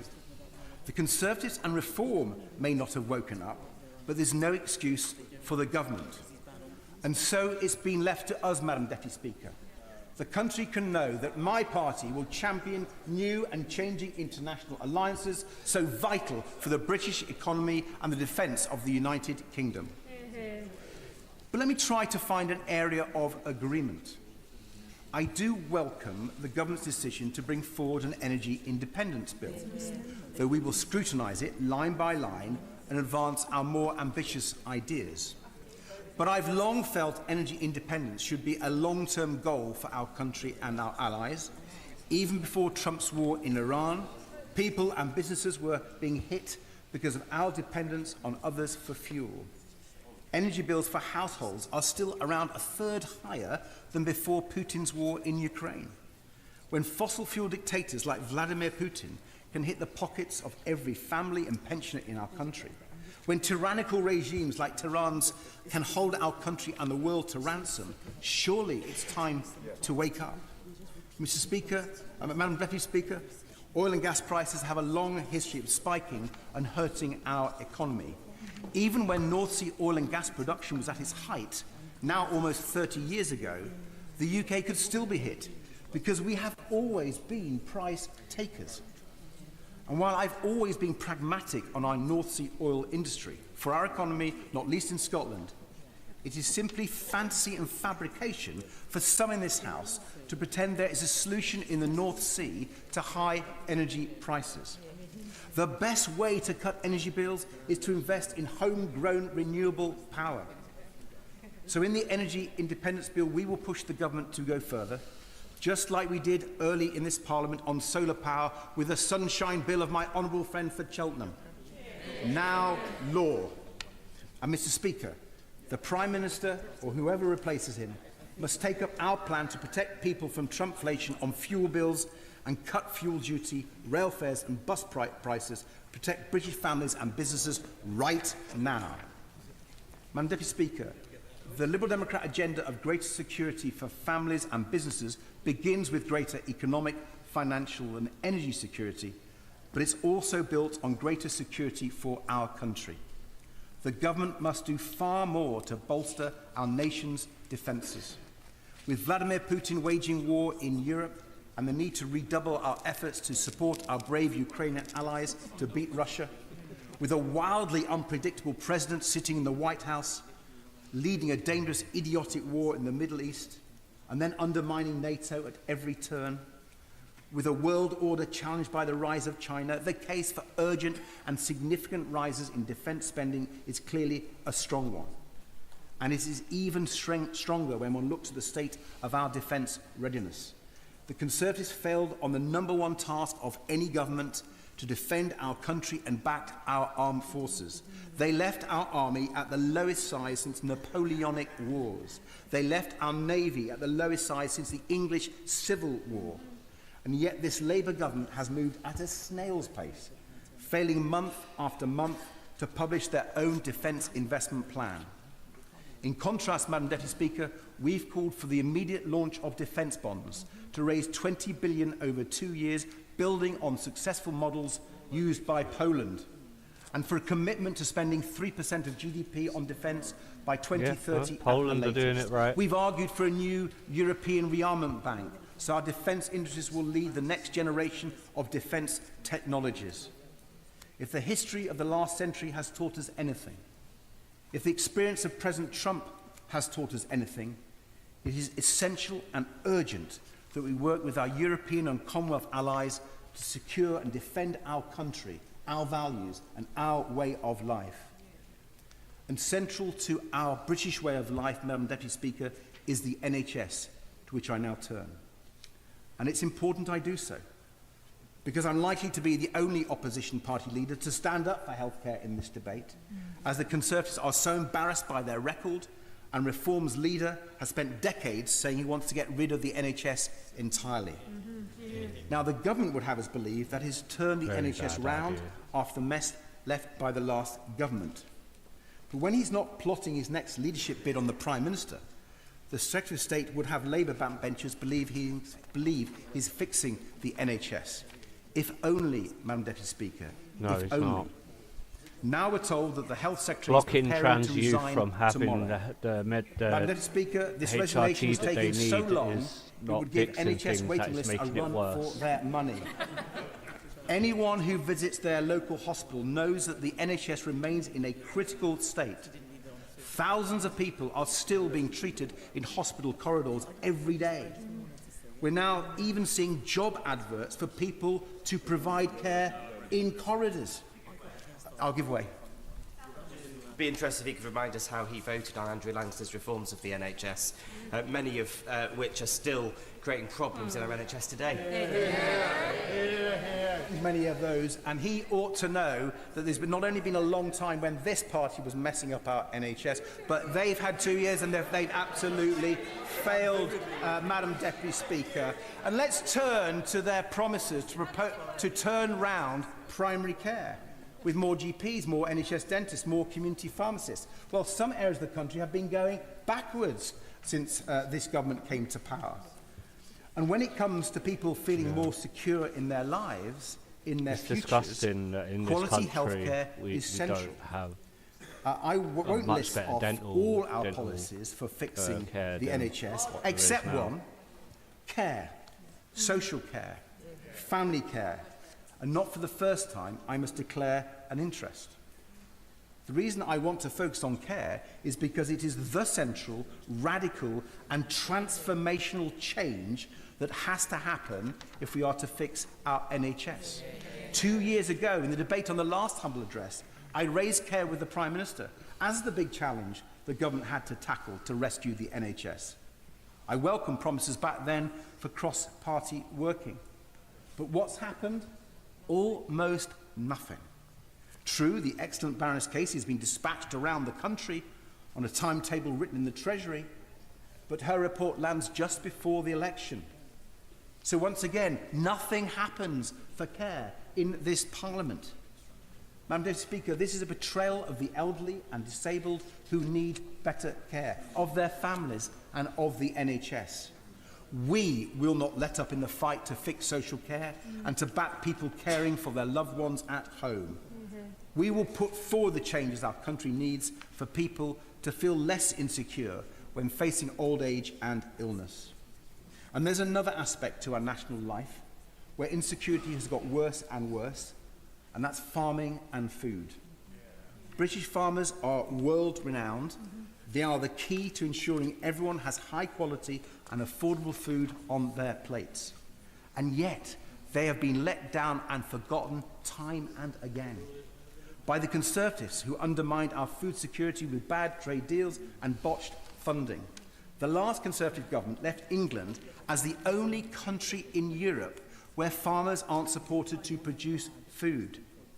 But somehow this Labour government has managed to make things worse for farmers, not least with their terrible mess over the family farm tax. That is why we've been calling for a good food bill in this King's Speech to prioritise food security and back British farmers to produce British food. With Trump's idiotic war in Iran hitting farmers with everything from higher fertiliser costs to higher prices for red diesel, the need for our good food bill couldn't be more urgent.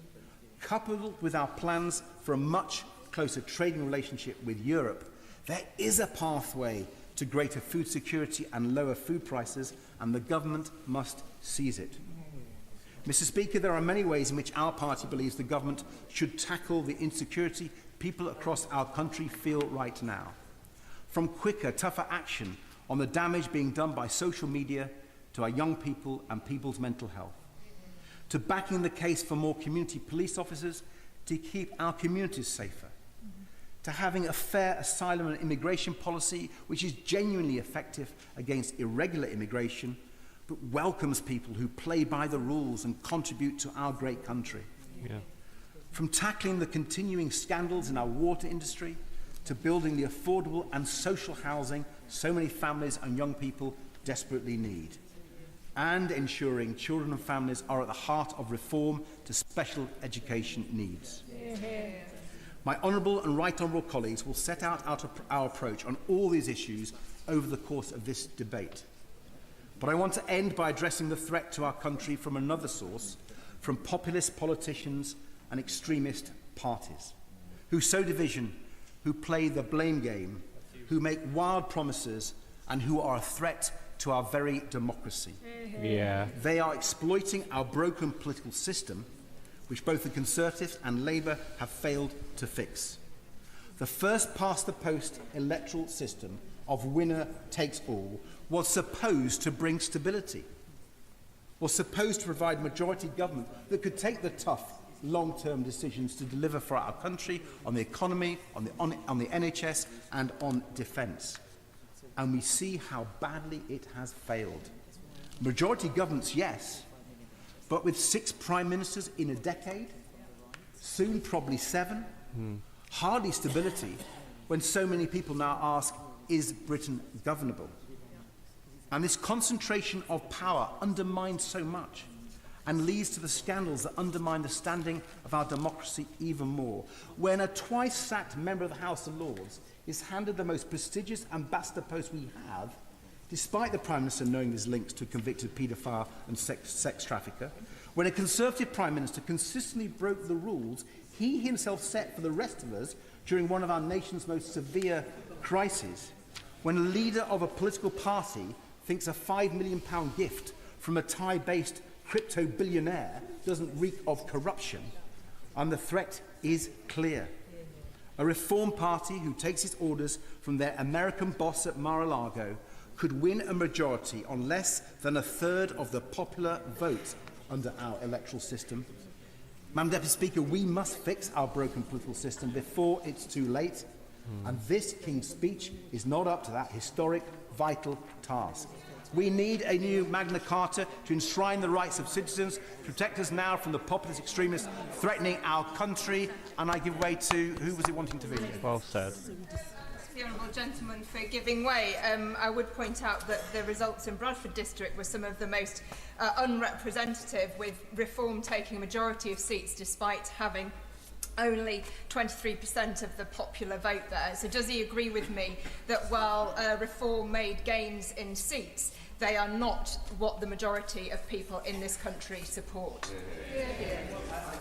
The figures from Bradford, and she makes the case that our party makes for electoral reform at local government and national government. I may say, my I reckon most people, hopefully, fingers crossed, we are now not. have every single They don't councillor, want reform Madam Deputy in. Speaker, The but we more don't angry have votes every single rather than vote, and racist we would ones. welcome electoral reform in our councils where we are overrepresented, and I hope her government listens to the voices of these benches.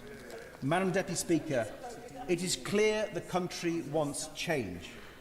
When the battering the two old parties received at the recent elections, it's clear they're not offering it. Worryingly, many are looking to the extremes on the left and the right, thinking that if we burn the system down, things would improve. No. Yet I don't believe the British people want Trump's divisive, unfair America here, even though that's Reform's offer of change. And I don't believe British people want change with a reheated Corbynista agenda put forward by a Green Party which no longer offers serious action to protect our nature and our climate.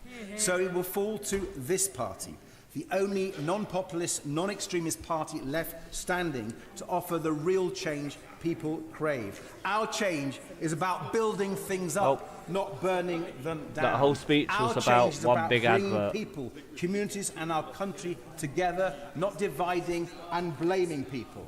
From Europe to social care, from energy to defence, from political reform to our environment, I'm proud to lead a party that's preparing for government so our country can be changed for the better. Gareth Thomas.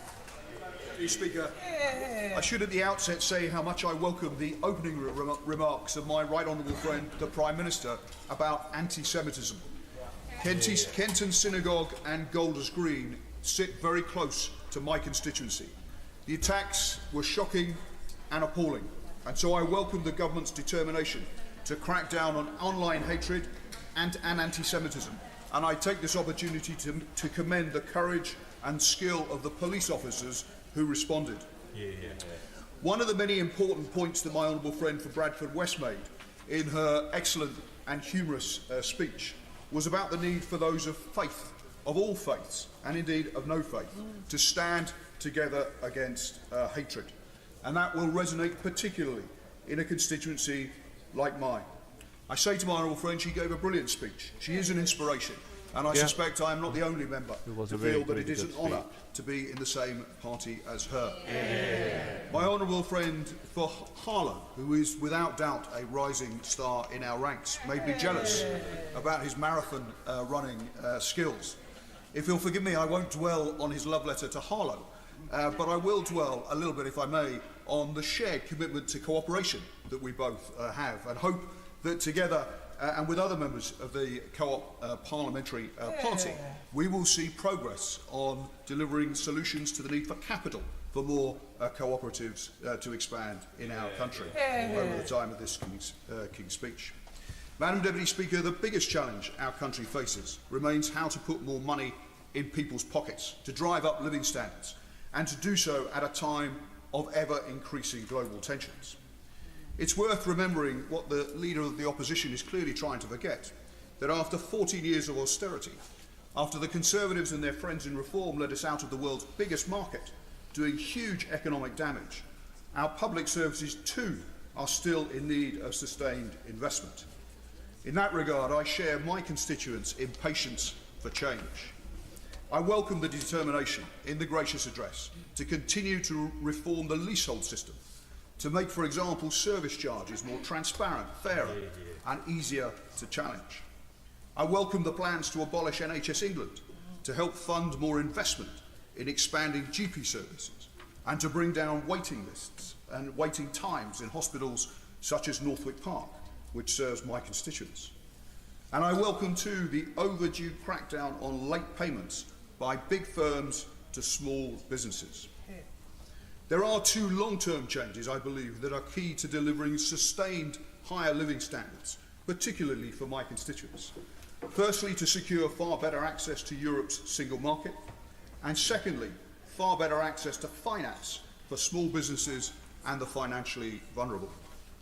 On Europe, I particularly welcome the European Partnership Bill in this gracious address as the next step towards a closer relationship with Europe. With the US increasingly unreliable as an ally, and with the economic damage from Brexit ever clearer, Britain needs to prioritise negotiating a dramatically better trade, defence and security deal with the EU. The imminent deal lowering barriers to trade in food will reduce red tape and lower business costs. The decision to rejoin Erasmus and the coming deal on youth mobility are positive too. A referendum in my lifetime on whether to rejoin the EU feels inevitable. And if it does, I will be very tempted to campaign to rejoin. We are, though, a long way from such a moment. The priority with the next UK-EU summit coming up should be to reach agreement for a full renegotiation of the TCA, to secure greater access to the single market, far more beneficial than mere customs union membership. The recently concluded EU-Swiss trade deal offers a helpful pointer, with much more integration into the single market for more sectors of their similarly service-based economy. Further security and defence cooperation, increased business mobility, mutual recognition agreements to remove duplicate product testing and certification to make it easier for businesses to sell British goods in European markets would make a significant difference for businesses here, for our economy and ultimately for living standards. Yes, good one. He's very kind, and I'm listening intently to his anticipation of brighter future with a closer relationship with the EU. He even goes as far to say that he looks forward to another referendum on whether to rejoin the European Union. Yeah. Does he agree with me that when you're sold an outcome on a false prospectus on a referendum, it's probably no big deal to have a rerun of that referendum so you can make an informed decision about your constitutional future? Yeah. One thing I will agree with We need another referendum because I do believe that more people want to rejoin Europe. With Europe and is What a doing so mistake it was increasingly, leaving. effectively. On the point about the need to open up opportunities for more cooperation with Europe, I recognise that we will have to pay to access the single market more easily. But given the damage to our economy, given the higher costs, the extra bureaucracy the poorly negotiated Brexit deal brought in its wake, we should be willing to negotiate that hard bargain. The second long-term issue that I think we should focus on as necessary to deliver sustained higher living standards is around banking.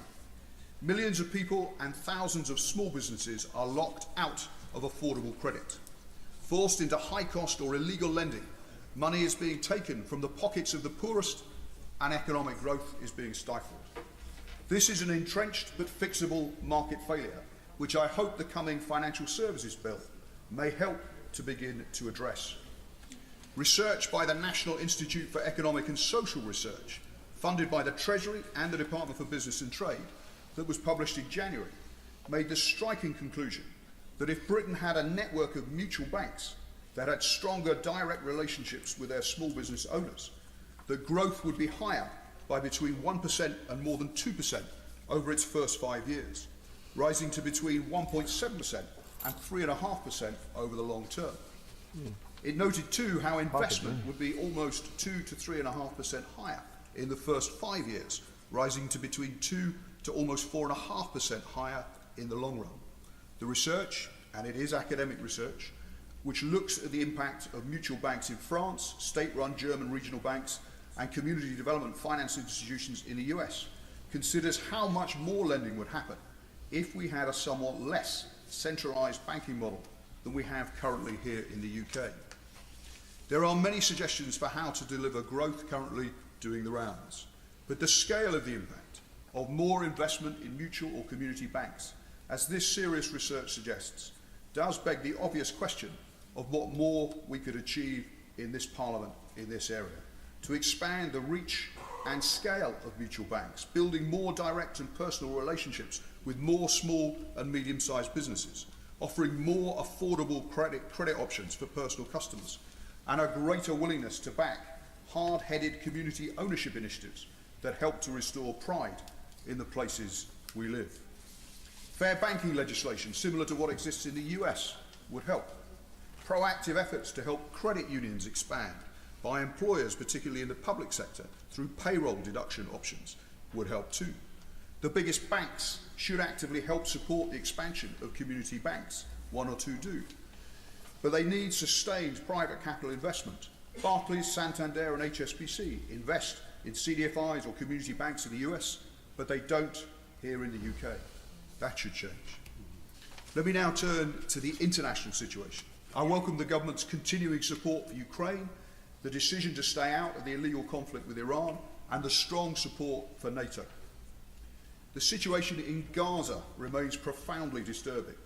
Every child under 5 in Gaza is considered undernourished by UNICEF and other aid agencies. Almost every school has been destroyed or severely damaged, and 96% of households lack adequate access to water. Over 1 million children are facing a catastrophic humanitarian crisis, which I would suggest demands fresh and sustained UK engagement. I strongly supported the government's decision last year to recognise the state of Palestine, to protect the viability of a two-state solution and create a path towards a lasting peace for the Israeli and Palestinian people. Distant as that prospect may seem, it remains, in my view, the only path to a sustainable peace for the Palestinians and Israelis alike. The UN documented more than 1,800 settler attacks last year in the West Bank, the highest on record, clearly part of a sustained campaign to reduce the possibility of a viable Palestinian state. So action to clamp down on goods coming into the UK from illegal settlements and to further sanction violent settlers is needed.